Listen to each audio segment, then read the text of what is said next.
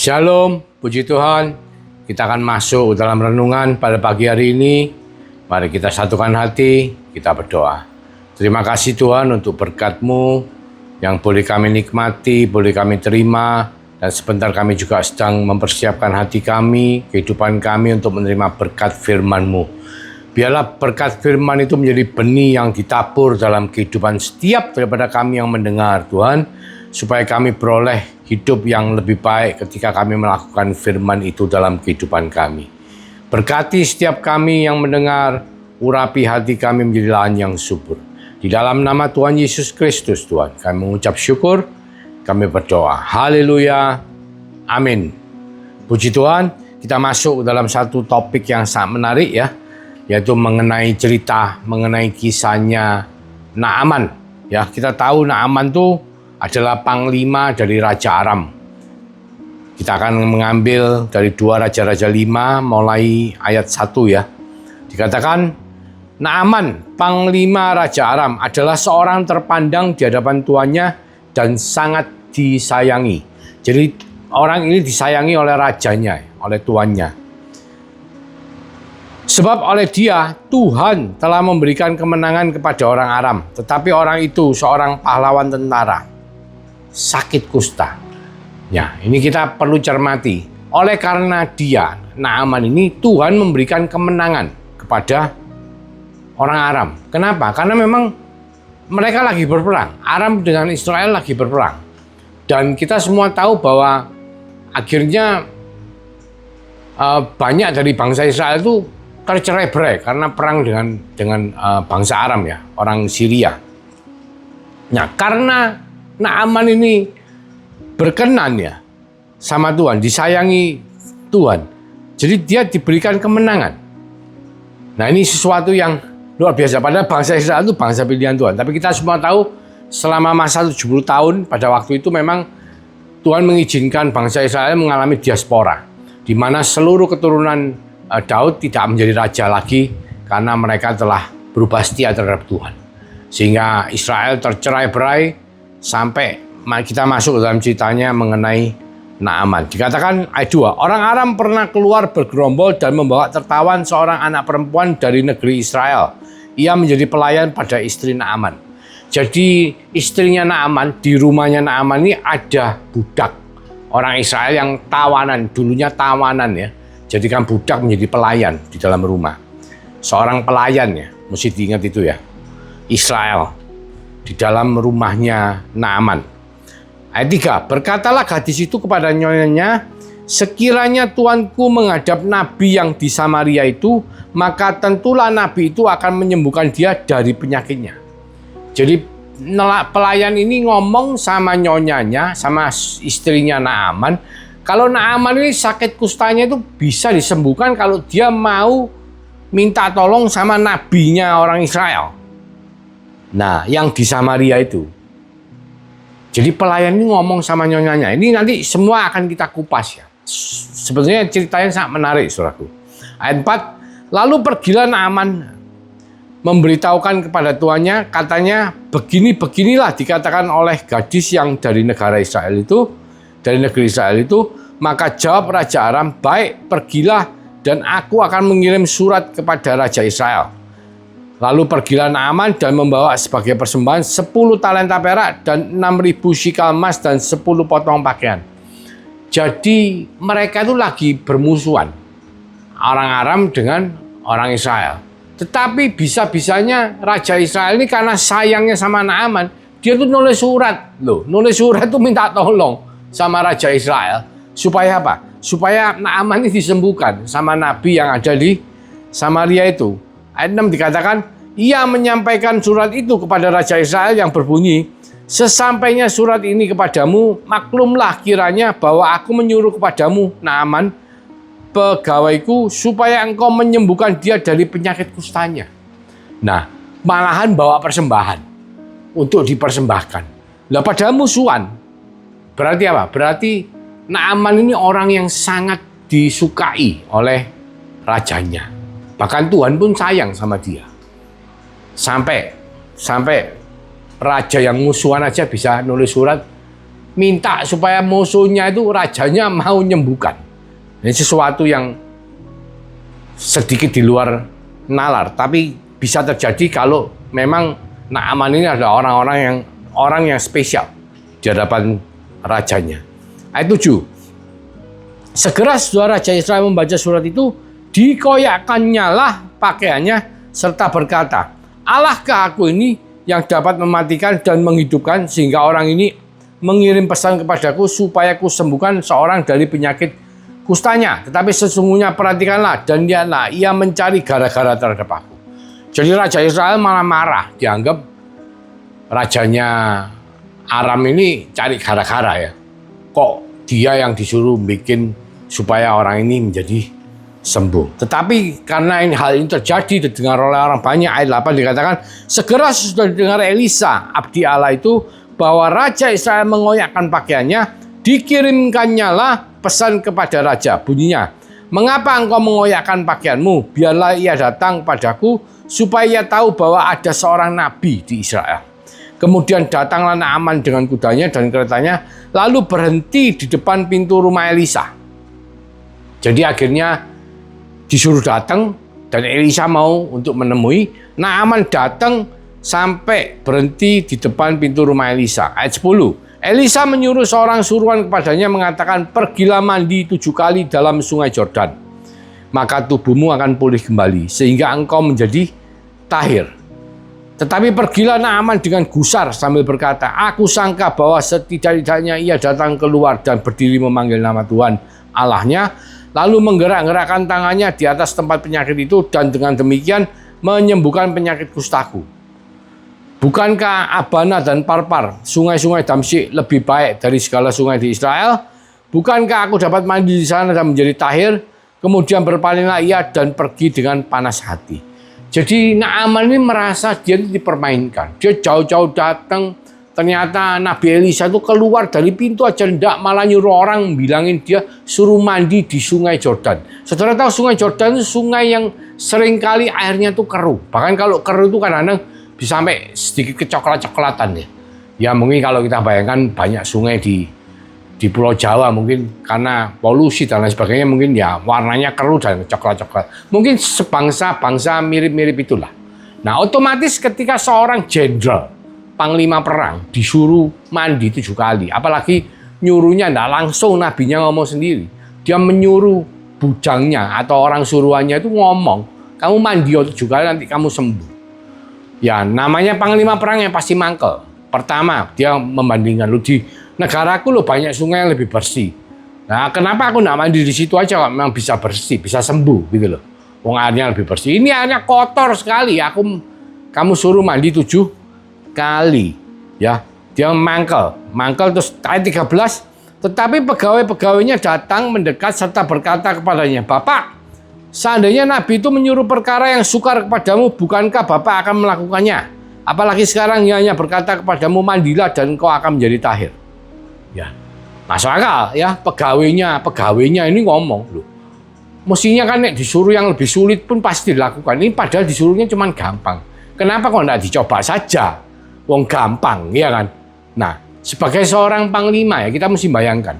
Enggak gampang-gampangnya loh panglima itu mau dengerin anak buah. Apalagi pegawainya. Ya loh, apalagi melakukan sesuatu yang tidak masuk nalar ya.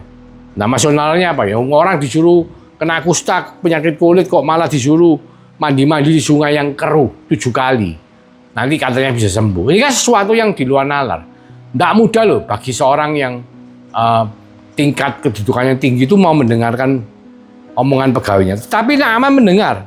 Di ayat 15 dikatakan, ayat 14 dikatakan, maka turunlah ia membenamkan dirinya 7 kali ke dalam sungai Yordan, sesuai dengan perkataan abdi Allah itu, lalu pulihlah tubuhnya kembali seperti tubuh seorang anak dan ia menjadi tahir. Nah, jadi setelah dia itu mau taat, menuruti dan turun mencelupkan dirinya 7 kali, maka dia menjadi tahir dan sembuh. Ayat 15, kemudian kembalilah ia dengan seluruh pasukannya kepada abdi Allah itu. Setelah sampai, tampillah ia ke depan Elisa dan berkata, sekarang aku tahu bahwa di seluruh bumi tidak ada Allah kecuali di Israel. Karena itu terimalah kiranya suatu pemberian dari hambamu ini. Jadi dia itu membawa persembahan itu mau diberikan semua persembahannya. Ayat 16. Tetapi Elisa menjawab, demi Tuhan yang hidup yang di hadapannya aku menjadi pelayan, sesungguhnya aku tidak akan menerima apa-apa. Dan walaupun Naaman mendesaknya supaya menerima sesuatu, ia tetap menolak. Akhirnya berkatalah Naaman, jikalau demikian biarlah diberikan kepada hambamu ini tanah sebanyak muatan sepasang bakal. Jadi Naaman itu minta tanah di Israel itu untuk dibawa pulang, saudara. Ya, sebab hambamu ini tidak lagi akan mempersembahkan korban bakaran atau korban sembelihan kepada Allah lain kecuali kepada Tuhan. Dan kiranya Tuhan mengampuni hambamu ini dalam perkara yang berikut. Apabila Tuanku masuk ke kuil Rimon untuk sujud menyembah di sana, dan aku menjadi pengapitnya, sehingga aku harus ikut sujud menyembah dalam kuil Rimon itu. Kiranya Tuhan mengampuni hambamu ini dalam hal itu. Ya, terus ayat 19, maka berkatalah Elisa kepadanya, pergilah dengan selamat. Ya, jadi kesembuhan Naaman, terus dia merasa ingin mengucapkan terima kasih. Karena dia mengucapkan terima kasih, dia ingin mempersembahkan harta. Misalnya kalau Tuhan menyuruh Elisa menerima itu, dan Elisa menerima hartanya, Naaman akan berpikir bahwa dia telah membayar mujizat yang dia terima. Tetapi Elisa mengatakan apa? Coba kita balik ya. Tetapi Elisa menjawab, demi Tuhan yang hidup yang di hadapannya aku menjadi pelayan. Dia ngomong, aku ini pelayannya Tuhan. Sesungguhnya aku tidak akan menerima apa-apa. Dan walaupun Naaman mendesaknya supaya menerima sesuatu, ia tetap menolak. Jadi Tuhan memang mau memberikan itu kepada Naaman melalui Elisa. Bukan untuk diterima balasan materi atau persembahannya. Ini penting sekali, saudara. Karena seringkali dalam kehidupan kita sebagai anak Tuhan, seringkali kita juga menerima mujizat, menerima sesuatu yang di luar nalar dari Tuhan kita. Terus karena itu terus kita memberikan persembahan kepada gereja, kita memberikan persembahan kepada hamba Tuhan, dan kita menganggap setelah kita memberi persembahan ya sudah, kita sudah bayar. Loh, padahal Tuhan itu tidak melakukan transaksi dengan kita. Tapi Tuhan itu mau menyembuhkan kita, memberikan kita mujizat, itu karena Tuhan sayang sama kita. Ya, ini bahasa ini harus jelas. Dan Naaman dalam hal ini dia jelas, clear sekali. Terus di ayat 17 saya ngomong, akhirnya berkatalah Naaman, jikalau demikian, biarlah diberikan kepada hambamu ini tanah sebanyak muatan sepasang bakal. Karena apa? Banyak orang dari zaman itu merasa bahwa dewa ini punya teritori. Jadi kalau tanahnya dibawa itu menjadi teritorinya dia. Jadi kalau dia menyembah Tuhan, dia harus bawa tanahnya. Ya, perjanjian lama seperti itu. Balik ke negaranya dan dia menyembah. Dan tanah ditabur sekitar, dikasih garisan, dan di sekitar tempat dibangun satu mesbah untuk Tuhannya. Dan dia merasa kalau dia menyembah Tuhan di sana, itu berarti dia menyembah kepada Allah yang menyembuhkan dia. Dalam anggapannya dia seperti itu. Tapi konsepnya mungkin perjanjian baru lebih luas ya, karena kematian Yesus di atas kayu salib itu telah membuka pintu atau tirai bait Allah yang memisahkan ruang kudus dan ruang maha kudus. Sehingga apa? Sehingga ketika kita berdoa, kita langsung ketemu sama Tuhan. Di mana? Di dalam hati kita. Tuhan yang ada dalam hati kita, karena kita adalah bait Allah. Bukan lagi bicara kita harus ke Yerusalem untuk berdoa kepada Tuhan. Enggak. Tapi kita berdoa di dalam baitnya. Kembali ke dalam bait Allah yang ada di dalam setiap hati orang percaya. Ya, setiap tubuh itu adalah bait Allah. Tubuh daripada orang yang beriman kepada Yesus sebagai Tuhan dan Juru Selamat. Ya. Jadi konsepnya apa? Naaman mengerti bahwa dia harus menyembah Allah Israel. Ya, meskipun caranya mungkin pada waktu itu dia membawa tanahnya, tapi tujuan dia untuk menyembah. Bahkan dia juga ngomong, aku tidak akan lagi mempersembahkan korban bakaran atau korban sembelihan kepada Allah lain kecuali kepada Tuhan. Jadi dia komit, karena dia sadar bahwa Tuhan ini bukan transaksi sama dia. Bukan dia memberi persembahan terus lunas, enggak. Tapi karena Tuhan itu menyayangi dia, sehingga dia harus menyembah Tuhan Allah Israel sebagai satu-satunya Allah yang benar, yang disembah. Dan di ayat 18, dia ngomong gini, dan kiranya Tuhan mengampuni hambamu ini dalam perkara yang berikut. Apabila Tuanku masuk, Tuanku itu rajanya Aram ya, bosnya dia, masuk ke kuil Rimon untuk sujud menyembah di sana, dan aku menjadi pengapitnya, sehingga aku harus ikut sujud menyembah dalam kuil-Rimon itu. Kiranya Tuhan mengampuni hamba-Mu ini dalam hal itu. Ini penting, saudara. Ya. Jadi kalau rajanya nyembah dewanya, nah dia kan pekerjaannya memang mendampingi raja. Namanya pengawal, ya, panglima, mendampingi. Sama seperti kalau bicara hukum Taurat kan jangan membunuh, kita tidak boleh membunuh. Tapi kalau tugas kita adalah tentara yang perang di medan perang, kalau kita tidak boleh membunuh, apa yang terjadi? Ya kita akan mati terbunuh, tidak bisa. Itu sesuai dengan tugas. Jadi ketika kita melaksanakan tugas kita sebagai prajurit di medan perang, ya kita tidak bisa kalau perang ya, kalau tidak dibunuh ya kalau tidak kita membunuh ya kita akan dibunuh.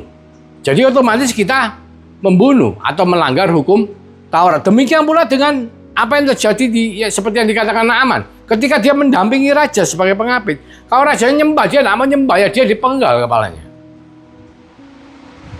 Otomatis dia harus mendampingi, ya, menjadi pengapit, ya, bukan ikut menyembah. Mungkin secara badan dia sujud, tapi secara hati tidak. Sama seperti kita hari-hari ini, mungkin kalau saya sebagai suku Tionghoa, ya, keturunan Tionghoa ini punya satu adat, mungkin setiap setahun sekali itu kita punya kayak kebiasaan untuk, kalau bahasa Cinanya Qingbing, itu nyambangi, nyekar di kuburan. Kalau aslinya leluhur bawa persembahan, bawa makanan, bawa dupa dan lain sebagainya. Tapi bukan berarti kalau kita menjadi anak Tuhan, terus kita langsung, oh tidak bisa, aku tidak mau ikut. Nah, kita akan menjadi orang aneh. Jadinya kita dianggap orang yang tidak menghargai orang tua, tidak bisa sesuai dengan lingkungan. Kita boleh pergi Qingbing, tapi kita tidak menyembah.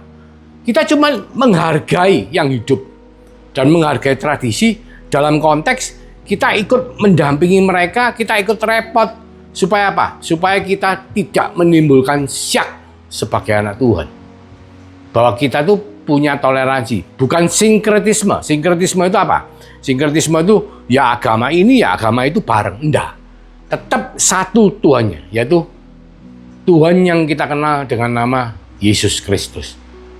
Tapi kita bertoleransi seperti yang dikatakan Naaman, itu benar. Jadi dia minta supaya dia tidak disalahkan kalau dia itu dalam tugasnya dia mendampingi untuk melakukan itu.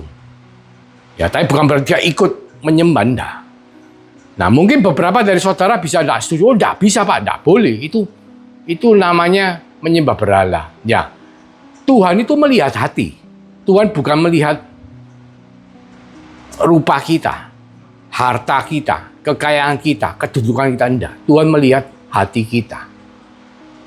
Itu yang saya percaya. Jadi apa yang dikatakan Naaman ini seringkali dalam kehidupan konteks sehari-hari yang sekarang ini sangat terkait sekali. Nah, pelajaran apa yang kita belajar dari Naaman? Ini penting sekali. Pertama, kerendahan hati. Ya, ini luar biasa.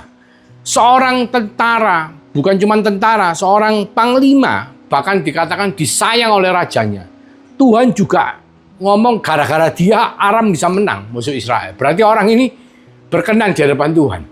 Ya, kenapa? Karena dia itu orang yang rendah hati.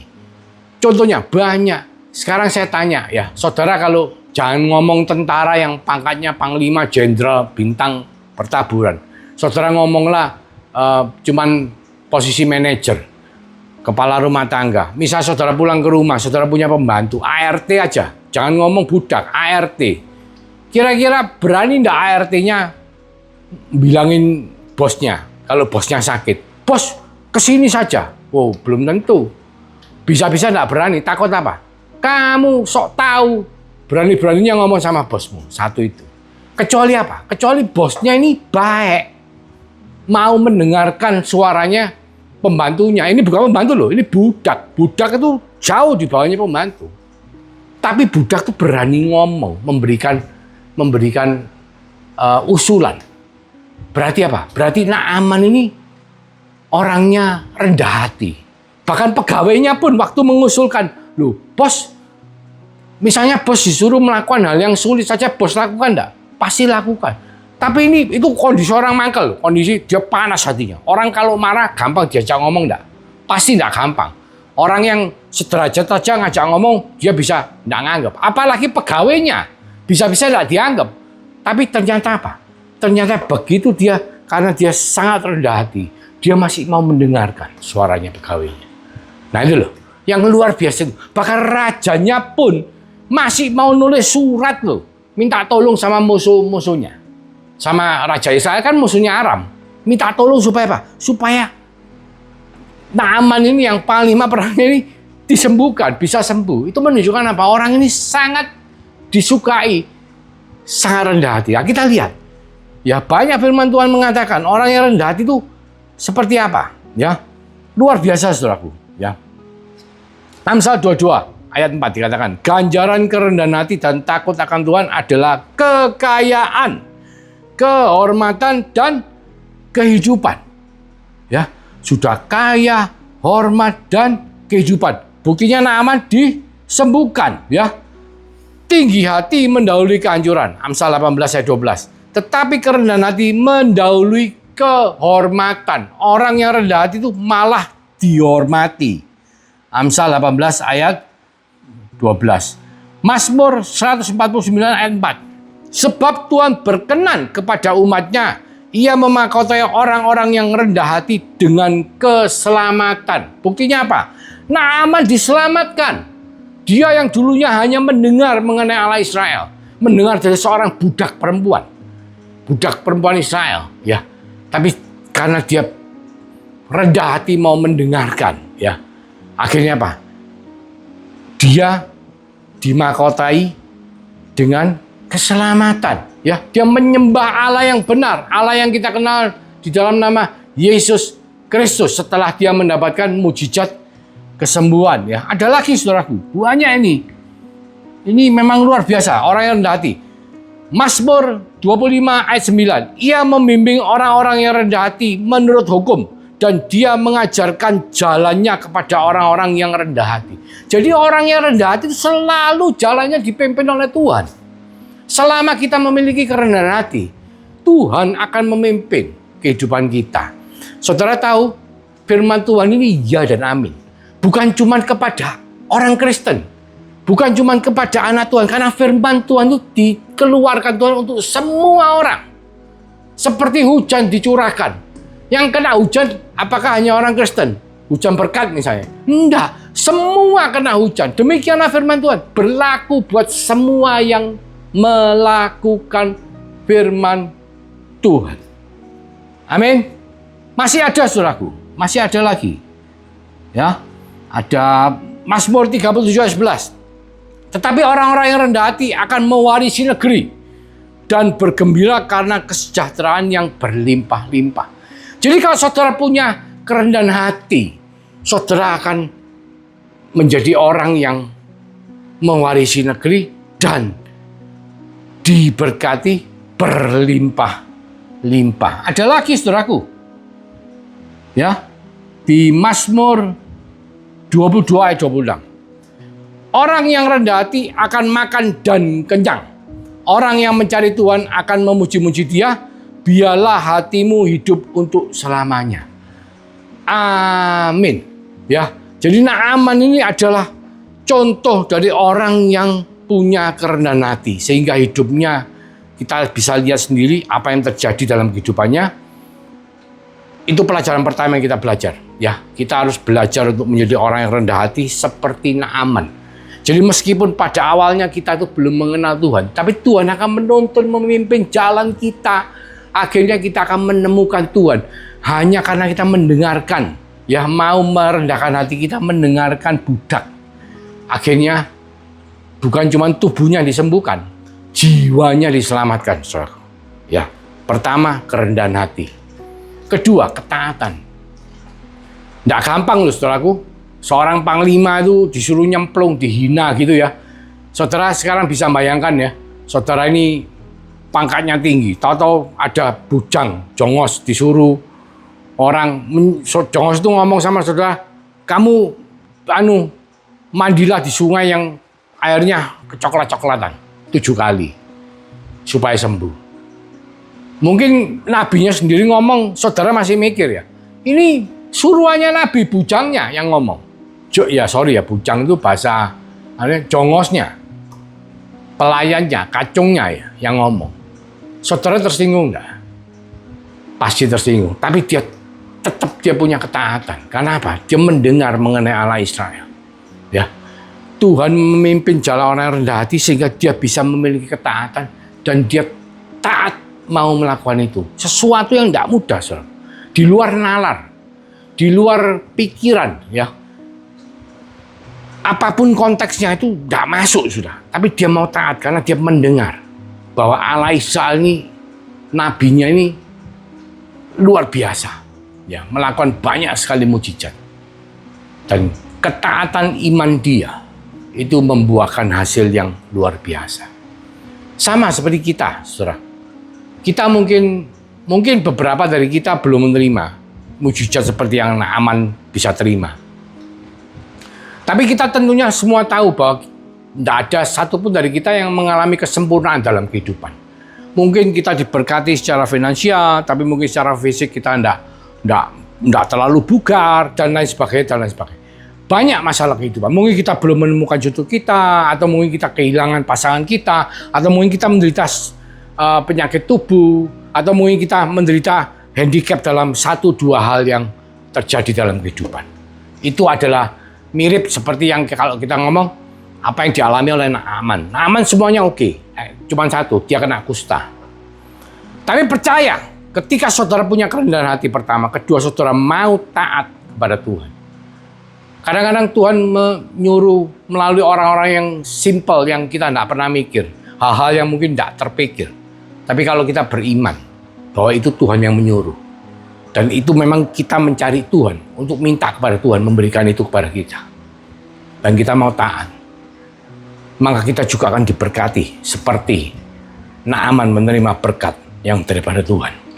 Bukan cuma kesembuhan, kesejahteraan dia sudah terima, berkat gembira, sukacita semua dia sudah terima, mewarisi negeri dia sudah terima, bahkan terakhir dia menerima berkat keselamatan.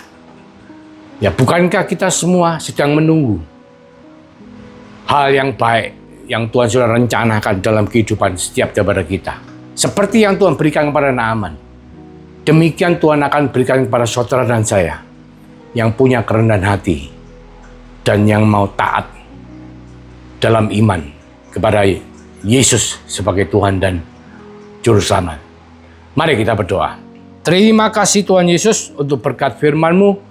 Biarlah kami boleh belajar dari kisah daripada Naaman, supaya Engkau menuntun setiap daripada kami, melembutkan hati kami, untuk kami bisa menjadi orang-orang yang rendah hati, punya kerendahan hati seperti Naaman, dan juga punya ketaatan seperti Naaman. Percaya bahwa Engkaulah Tuhan yang memberikan yang baik. Tidak ada yang mustahil, mujizat-Mu masih dinyatakan sampai hari-hari ini. Dan apa yang harus kita lakukan adalah kerendahan hati dan taat kepadamu. Berkati setiap daripada kami dengan berkat daripada Allah Bapa melalui kasih karunia daripada Tuhan Yesus Kristus yang telah memberikan meterai Roh Kudus dalam kehidupan setiap orang percaya, yang melindungi, menyertai, memberkati. Mulai dari hari ini sampai Engkau datang yang kedua kalinya, bahkan sampai Maranatha. Di dalam nama Tuhan Yesus Kristus, kami semua yang percaya sama-sama mengatakan haleluya, amin. Tuhan Yesus memberkati.